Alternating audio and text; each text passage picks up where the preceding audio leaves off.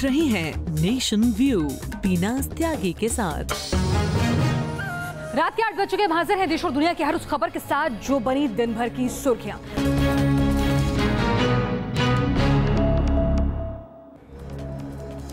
आतंकी बुरहान वानी के उत्तराधिकारी कहे जाने वाले सब्जार भट्ट की मौत के बाद अब आतंकी आपस में ही भिड़ रहे हैं। जी हां, आतंकी गुटों में वर्चस्व की लड़ाई शुरू हो गई। खबर है कि जाकिर मूसा के गुट ने हिजबुल मुजाहिदीन के नेतृत्व और जाकिर मूसा का विरोध करने वालों को सीधे सीधे चेतावनी दे दी है और कहा जा रहा है कि जो भी जाकिर मूसा का विरोध करेगा उसका हाल सब्जार भट्ट जैसा होगा।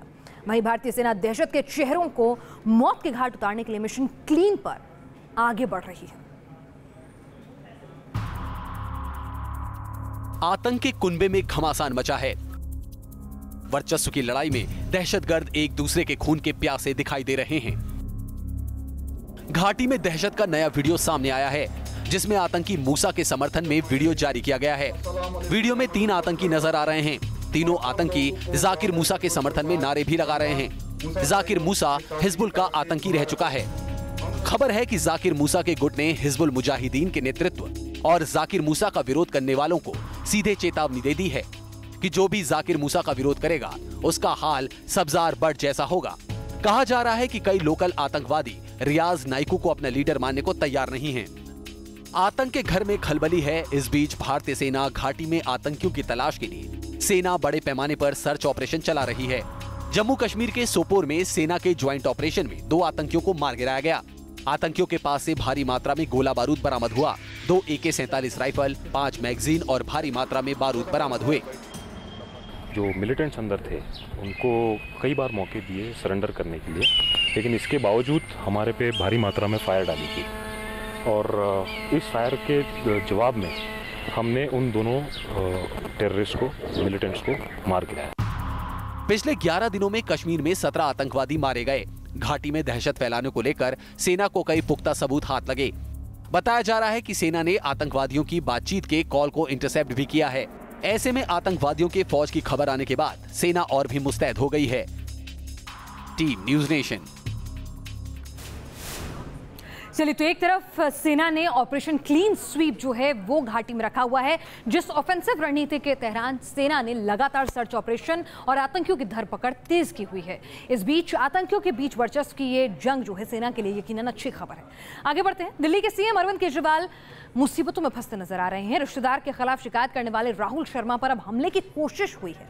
मोटरसाइकिल पर आए 2 बदमाशों ने ग्रेटर नोएडा इलाके में उनकी इनोवा कार को रोककर गोली चलाई, लेकिन तमंचे में गोली फंसने की वजह से फायर नहीं हुआ। राहुल की जान बच गई। हमले की ये पूरी वारदात सीसीटीवी में कैद हो गई। सीसीटीवी में कैद हमले की इन तस्वीरों ने कई सवाल खड़े किए हैं। इन तस्वीरों ने दिल्ली की सियासत को गरमा दिया है। पहले आप सीसीटीवी की इन तस्वीरों को गौर से देखिए।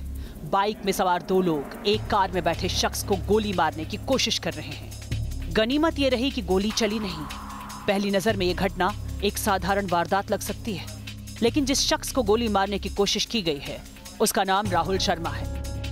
और ये राहुल शर्मा वही शख्स है जिसने दिल्ली के सीएम अरविंद केजरीवाल के रिश्तेदार के खिलाफ शिकायत की, PWD घोटाले का आरोप लगाया। जाहिर है इस कनेक्शन के बाद कहानी बदल गई। गॉड इंटरनेशनल स्कूल है, उसी के बाहर 2 बाइक सवारों ने मेरी गाड़ी को ओवरटेक किया। ओवरटेक करने के बाद पीछे जो लड़का बैठा हुआ था उसने अपनी पिस्टल को निकाला, लोड किया और मेरी तरफ शूट किया। मेरा लक अच्छा था कि वो बाय मिस्टेक पिस्टल मिस हुई और बुलेट नहीं फायर हो पाया। गोली नहीं चलना संयोग की बात है। पुलिस इस मामले की जांच में जुट गई है। इसकी जांच की जा रही है। संबंधित सीसीटीवी फुटेज देखा जा रहा है। कोई इंजरी नहीं है, कोई फायर हो नहीं पाया था। राहुल शर्मा आरटीआई कार्यकर्ता हैं और उन्होंने आम आदमी पार्टी के भ्रष्टाचार को उजागर किया है। जाहिर है इस वारदात के बाद सियासत शुरू हो गई है। डराने की, धमकाने की एक कोशिश की जा रही है। ये बताया जा रहा है कि जान से मार देंगे अगर तुम बोलोगे। कल मेरे को विधायक भी सदन में यही बोल रहे थे, अपनी जुबान बंद रख। राहुल पर भी गोली चलाई गई। देखिए, इसकी जांच होनी चाहिए। यूपी पुलिस हमारे हाथ में नहीं है, दिल्ली पुलिस हमारे हाथ में नहीं है। योगी जी की सरकार है, भाजपा की सरकार है। जांच करें, जो लोग उसके पीछे हैं उनको जेल में डालें। जाहिर है पूरा मामला संदेह के घेरे में है। कई सवाल खुद ब खुद खड़े हो रहे हैं। पूरे मामले की जांच की जा रही है, लेकिन जो सबसे बड़ा सवाल है वो ये कि आखिर राहुल शर्मा को मारने की कोशिश करने वाले कौन थे। Team news nation. Delhi ACB ने कपिल मिश्रा की शिकायत पर कार्रवाई शुरू कर दी है। एसीबी दवाइयों के स्टॉक की जांच कर रही है। दवाइयों की एक्सपायरी डेट्स भी देखी जा रही है। कई सरकारी अस्पताल के रिकॉर्ड्स को भी खंगाला गया है। वहीं दूसरी तरफ खबर यह भी आ रही है कि दिल्ली के स्वास्थ्य मंत्री सत्येंद्र जैन से भी सीबीआई ने पूछताछ की है। ये पूछताछ मनी लॉन्ड्रिंग मामले में की जा रही है।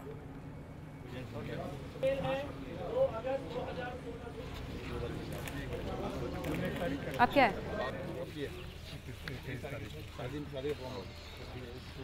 अरे 8 तारीख को जो है ना हम लोग बाहर क्या पड़ता है? यस कर दो।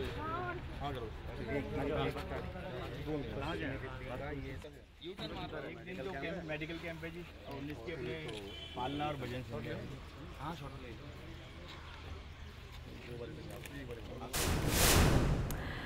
आज से महंगाई की एक और डोज आपको मिलने जा रही है। बैंक ने कई तरह के नए नियम लागू कर दिए हैं और आपके लिए नियमों को जानना बेहद जरूरी है। इन नए नियमों के अनुसार एसबीआई से जुड़ी सेवाओं के लिए आपको ज्यादा पैसे का भुगतान करना पड़ेगा। स्टेट बैंक ऑफ इंडिया ने आज से तमाम सेवाओं पर सर्विस चार्ज महंगा कर दिया है। अब बैंक और एटीएम से पैसा निकालना महंगा हो जाएगा। बैंक के बेसिक सेविंग अकाउंट से महीने में अब आप 4 बार मुफ्त में कैश निकाल सकेंगे। 4 बार से ज्यादा ट्रांजैक्शन करने पर 20 रुपए और सर्विस चार्ज लगेगा। Net banking, mobile banking, UPI, USSD के शुल्क में बदलाव किया है।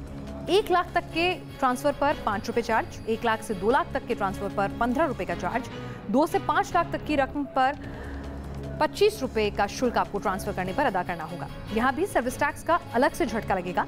बचत खाता धारक 10 पेज वाली चेक बुक लेता है तो 30 रुपए देने होंगे। 25 पेज वाली चेक बुक के लिए 75 रुपए और 50 पेज वाली चेक बुक के लिए 150 रुपए का शुल्क आपको अदा करना होगा।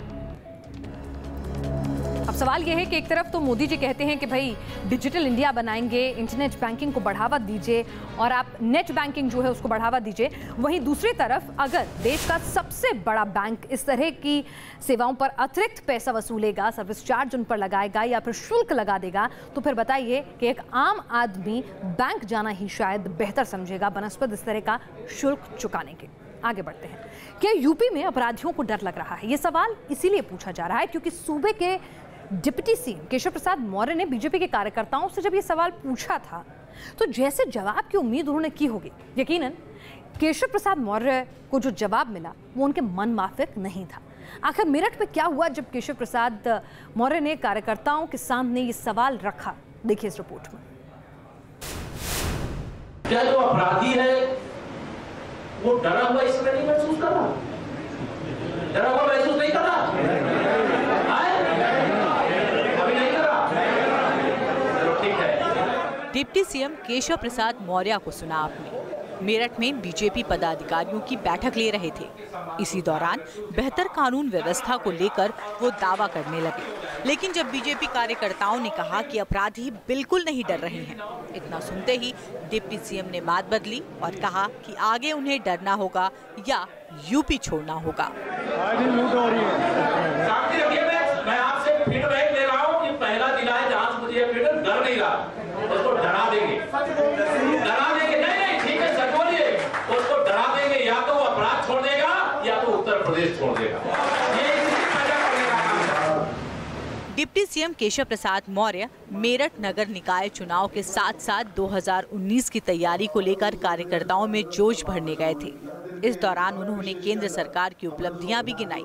उधर खनन मंत्री अर्चना पांडे ने निकाय चुनाव की तैयारियों को लेकर भदोई में कार्यकर्ताओं से चर्चा की। इस दौरान उन्होंने कहा कि अब खनन राज्य हित में होगा। खनन किसी कोई माफिया के हाथ में नहीं जाएगा, खनन गुंडागर्दी का अड्डा नहीं बनेगा। और विशेष तौर पर भदोई जिले के लोगों के लिए कहना चाहती हूँ कि जो अभी तक होता रहा वो कदापि इस सरकार में नहीं होने दिया जाएगा। इन दिनों यूपी सरकार के मंत्री केंद्र की योजनाओं के प्रचार के साथ साथ निकाय चुनाव की तैयारियों का जायजा लेने शहर शहर दौरा कर रहे हैं और अपने कार्यकर्ताओं से कानून व्यवस्था पर राय भी ले रहे हैं।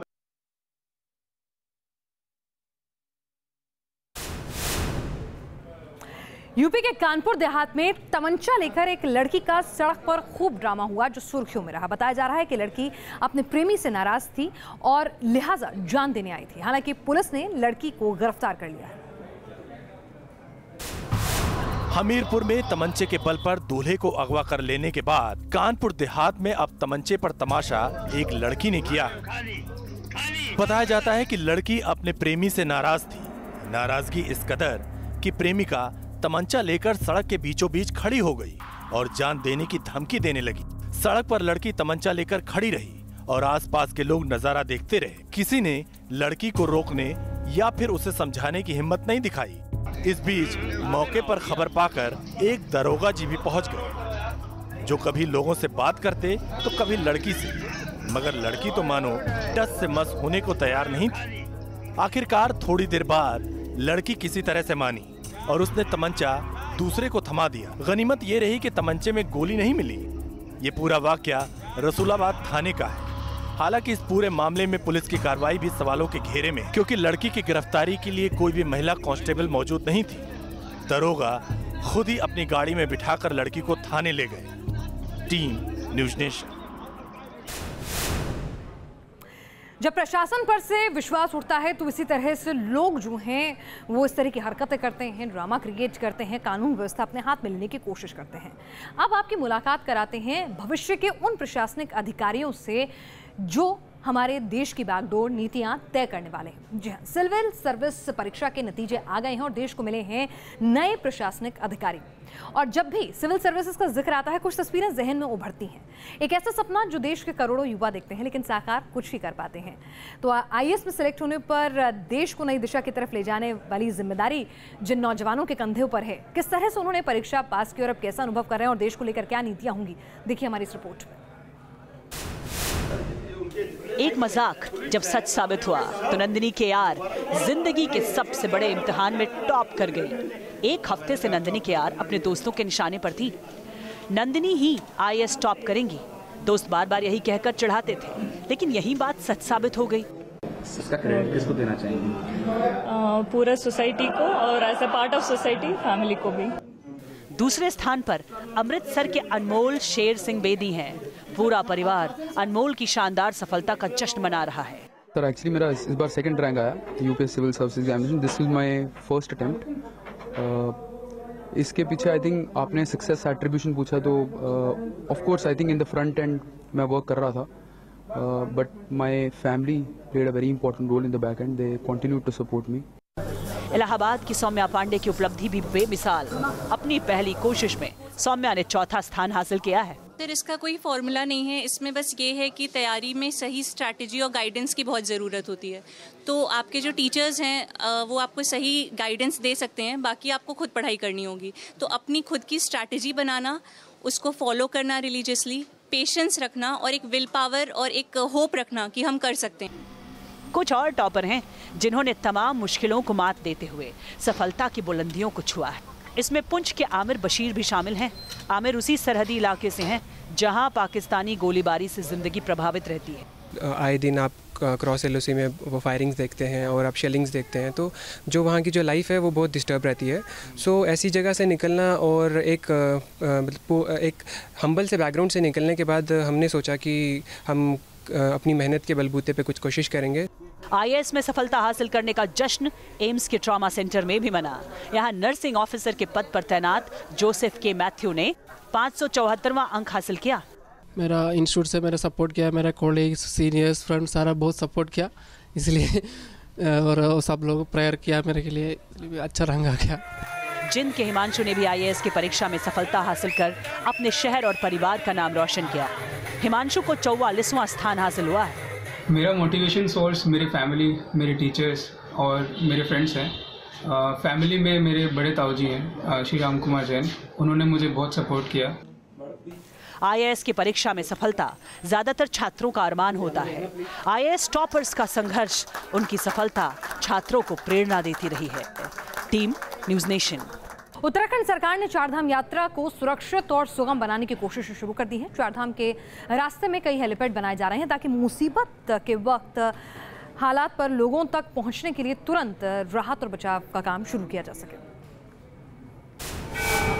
देवभूमि उत्तराखंड में हर साल चारधाम की यात्रा के लिए श्रद्धालुओं का तांता पड़ता है। बद्रीनाथ, केदारनाथ, हेमकुंड साहिब के दर्शन के लिए लाखों भक्त उत्तराखंड पहुंच रहे हैं। अब तक करीब 2.5 लाख श्रद्धालु केदारनाथ पहुंच चुके हैं।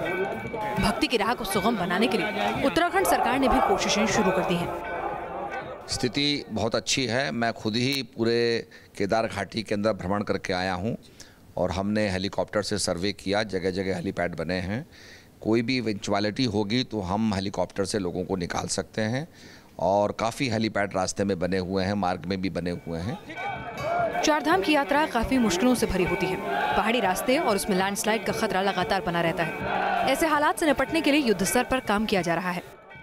सड़क की मरम्मत के लिए ग्लेशियर को हमने काटा है, ग्लेशियर वहाँ से हटाया गया है। जगह जगह पेमेंट को मजबूत किया गया है, PWD लगी हुई है।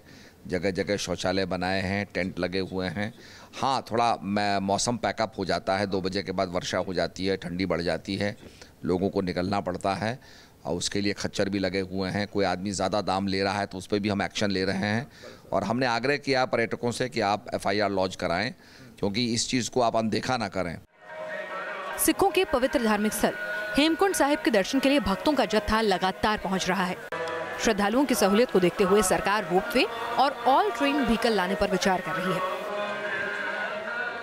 और हम चाहते हैं कि ऑल टेरेन व्हीकल का हम हेमकुंड साहब में इस्तेमाल करें और उसके बाद घांगरिया से ऊपर जो है यहाँ पर हम फर्निकुलर बनाना चाहते हैं और पूरा हमारा सर्वे चल रहा है कि कहाँ कहाँ हम रोपवे बनाएं। मैंने माननीय केंद्रीय जो पर्यटन मंत्री रहे महेश शर्मा जी से भी चर्चा की और हमने कहा कि केदार घाटी में जो भक्तों का जो संकट है उसे कम करें और उसमें कोई रोपवे की व्यवस्था करें, तो उसके लिए हम पूरा प्रयास कर रहे हैं। चारधाम में करीब 10.5 लाख भक्त पहुंच चुके हैं। ऐसे में सरकार की कोशिश साफ है कि मुसाफिरों को कोई दिक्कत का सामना न करना पड़े। दिल्ली से मोहितराज दुबे के साथ टीम न्यूज़ नेशन। पाकिज़ा के साथ कई फिल्मों में भूमिका निभा चुकी गीता कपूर को अस्पताल से डिस्चार्ज कर दिया गया है। साथ ही उन्हें अब एक नया घर भी मिल गया है। गीता को खराब सेहत के चलते अस्पताल में भर्ती कराकर उनका बेटा फरार हो गया था। न्यूज़ नेशन ने इस खबर को दिखाया, पुरजोर तरीके से उठाया और उसके बाद न्यूज़ नेशन की खबर का असर हुआ कि आज गीता को आसरा मिल गया। गीता कपूर को आखिरकार मिल गया आशियाना। हॉस्पिटल से पहुंची old age home. News nation की पहल का बड़ा असर। गुज़रे जमाने की अदाकारा गीता कपूर अपनों की संवेदनहीनता के शिकार हुई, लेकिन अब गीता कपूर को आशियाना मिल गया है। ये मुमकिन हुआ न्यूज़ नेशन की पहल के बाद। ऐसे वक्त में जब गीता को उनके अपने छोड़कर जा चुके थे तो न्यूज़ नेशन उनके साथ लगातार खड़ा रहा। नतीजा है कि गीता कपूर से एक ओल्ड एज होम के वर्करों ने संपर्क किया और उन्हें अपने साथ ले जाने की हामी भर दी। गीता कपूर जी आज अस्पताल से डिस्चार्ज होकर एक दूसरे आशियाने में जा रही हैं और ये पूरा श्रेय जो है वो अस्पताल से लेकर उनके साथ और उन्हें जानने वाले, उन्हें पहचानने वाले अशोक पंडित और उनके सहयोगियों का रहा है। दरअसल गीता को लो ब्लड प्रेशर की शिकायत थी, जिसके बाद उनके कोरियोग्राफर बेटे राजा कपूर ने उन्हें हॉस्पिटल में भर्ती कराया था, लेकिन देखभाल करने के बजाय उन्हें तनहा छोड़कर फरार हो गया। हमारी अभी फैमिली मेम्बर जैसे है। अभी ऐसा लग रहा है कि घर में से कोई तो जा रहा है। दुख भी है, लेकिन खुशी इस बात की है कि वो हॉस्पिटल से बाहर निकल के जा रही है। अच्छा माहौल मिलेगा, हॉस्पिटल तो हॉस्पिटल है।